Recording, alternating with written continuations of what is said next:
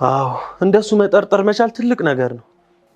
አንተ እየቀለድኩ ነው እንዴ? እቺ ምስኪን ሴትዮ እንዴት እንደዚህ ትላታለህ? ያልጠረጠረ ተመነጠረ ሲባል አልሰማሽም? እቺ ጅል የሆነች ሴትዮ እንዴት ያባየት እንደሆነች ራሱ ይገርመኛል። ዝም ብላ ነው እባክሽ። አንቺ ግን እሷንም ውሻ አደረግሻት አይደል? አናዳኝ እኮ ነው ኩሽና ውስጥ የወረወርኳት። ጅል ብትሆን ነው እዚህ ጋር መልሳ መጥታ የተቀመጠችው። የሆነ ተንኮል ይኖርባት ይሆናል። እባክህ አንተም ጅላቱ። ምግብ አቅርቢልኝ። ይቺ ሴትዮ ደግሞ እንዳትመጣ ብዬሻለሁ። እሺ እሻልሽ እና ካንቺ ጋር ተሰዳደብ ይሰለቻል እኮ። ሲያት ራሱ ትቀፋለች። ከዳኒ ጋር ያለኝን ጥቂት ጊዜ ላሳልፍበት።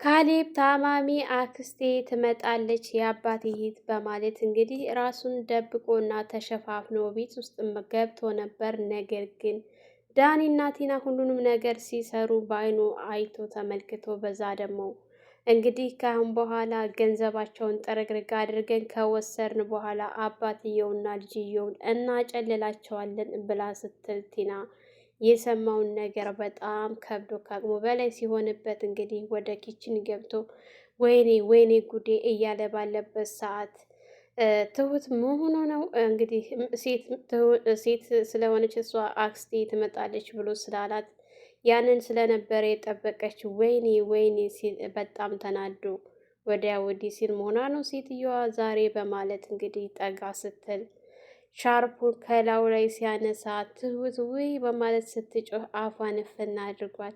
ሁሉንም የሚሰሩትን ነገር ሲከታተል በነገራችን ላይ ካሌብ አይኔ ከላየ ብሎ ነው እንጂ በትንሹም ቢሆን እኮ የተወሰነ ነግረውታል። ያውቃልም ብዙ ነገር አይቷልም። ግን በዚህ ልክ አልጋ ድረስ በመሄዳቸው አልተጠራጠረም ነበረ። እኔ ካሌብ በዚህ ልክ ለቲና አስቦ ትሁትን ይጠይቃታል፣ ያናግራታል የሚለው ድፍረት ይኖረዋል ብዬ አልጠበኩም። ነገር ግን ያልጠበቅነው ነገር ነው የሆነው። አባትየውም ደግሞ በትሁት የመጣ ባይኔ መጣ ብለው ያው ማስጠንቀቂያ ሰጥተው ስለነበረ አሁን ራስህ እንድትከታተላቸውና ራስህ ስራው እንድትጀምር ነው የማደርገው ብለው አንዳንድ ትምህርት ነገሮችን እንግዲህ ሲነግሩት ነበረ።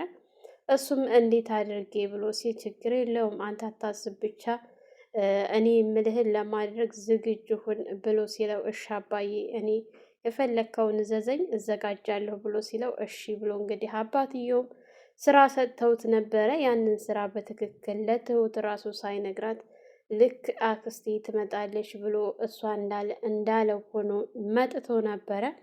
ነገር ግን ከመጣ በኋላ ቲናና ዳኒ አሁንም ቢሆን አይናቸውን በጨው አጥበው ትንሽ ዘመድ እኳ መጥቷል ብለው ህፍረት እኳ ሳይኖርባቸው አንድ ጊዜ ሳላ ላይ የፈለጉትን ይሆናሉ። ምኝታ ክላስ ተከትሏቸው ሁሉ ገብቶ ሁሉን ነገር ሲያይ ዳኒ ለሽ ብሎ ተኝቶ ነበረ።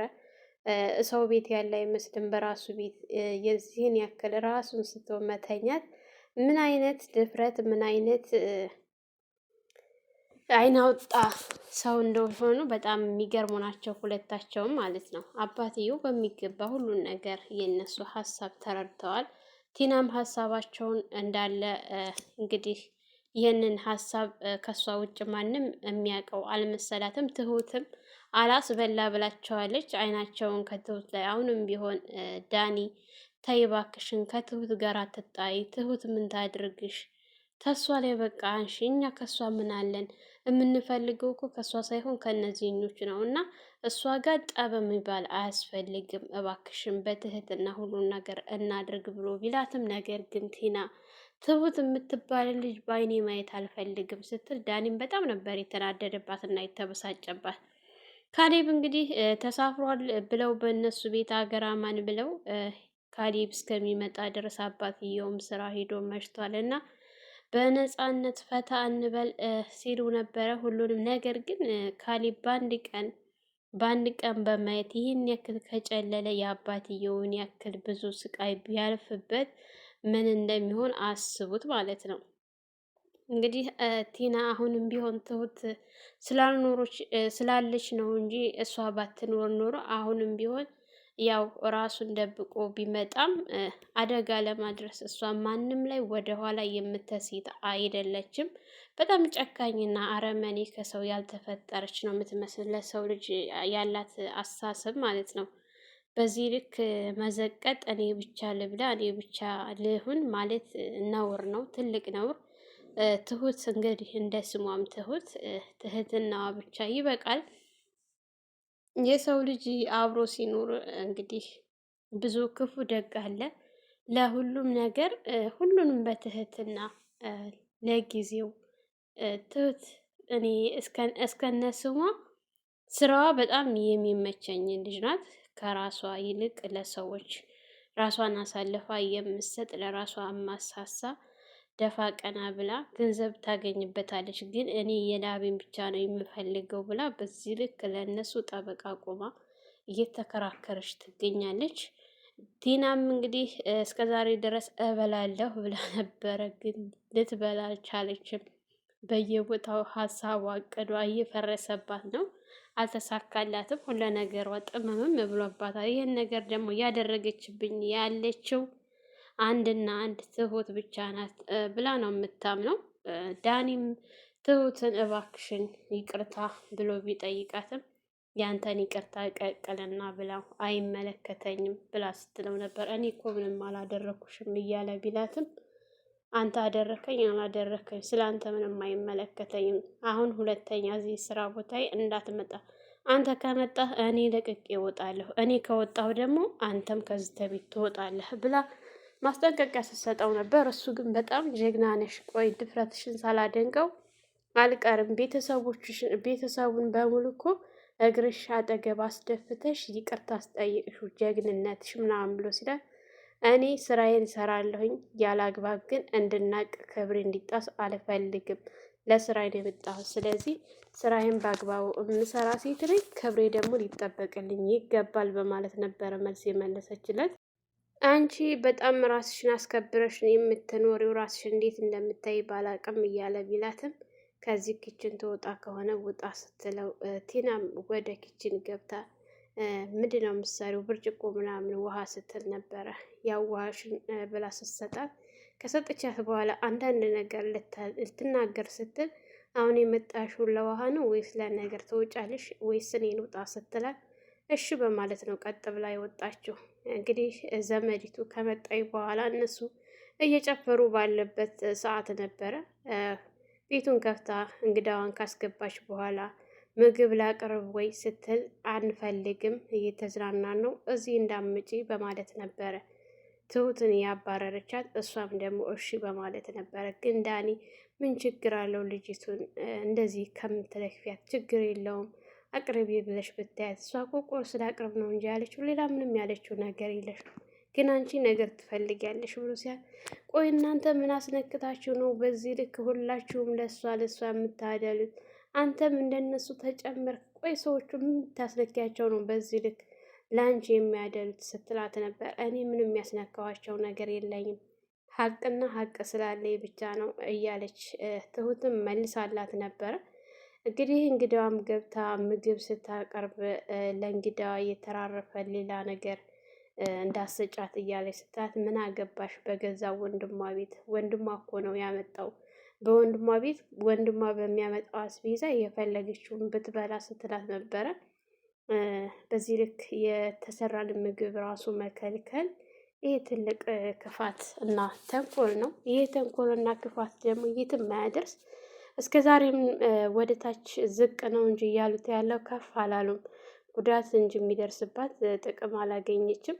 ዳኒም ለሌላ ሴት ነው እንግዲህ ደፋ ቀና እያለ በጣም የሚወዳትና የሚያፈቅራት ሴት ስላለች ለዛች ለሴት ብሎ ነው ይህንን ስራ እየሰራ ያለው።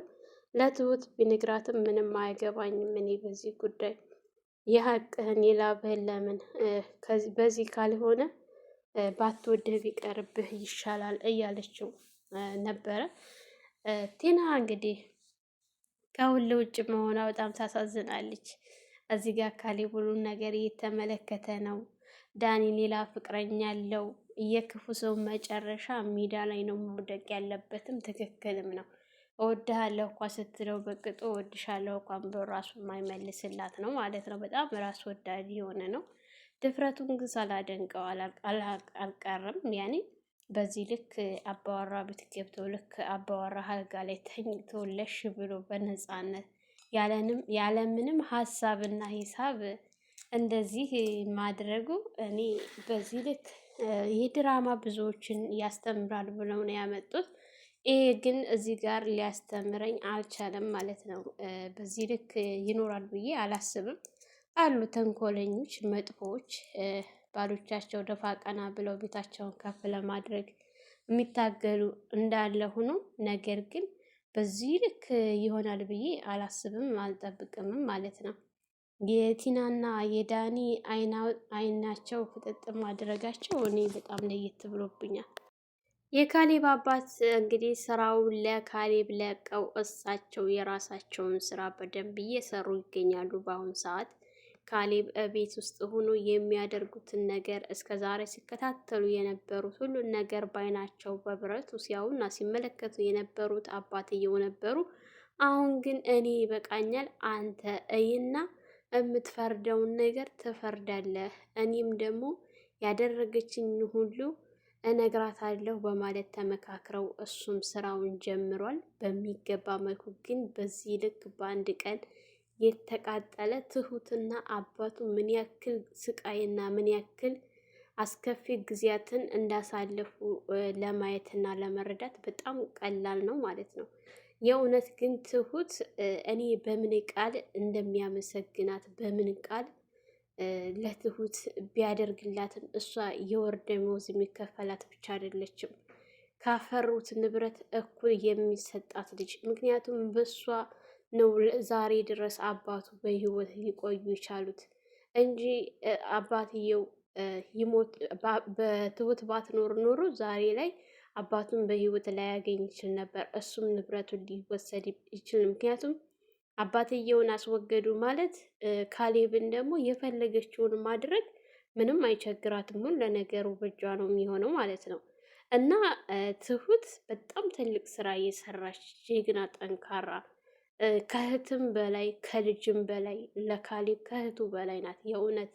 እንዲሁም ደግሞ ለአባትየው ከልጅም በላይ ናት። ልክ የካሌብ ወንድ ልጅ እንደሆነ ሁሉ ቲና ደግሞ የሴት ልጃቸው ያክል ነው ማለት ነው። በዚህ ሰዓት አጠገብ ሆኖም ለአባት ይህን ያክል መከራ ይህን ያክል ስቃይ እስተመደብደብ ድረስ እስተመታገት ድረስ ነው የደረሰችው።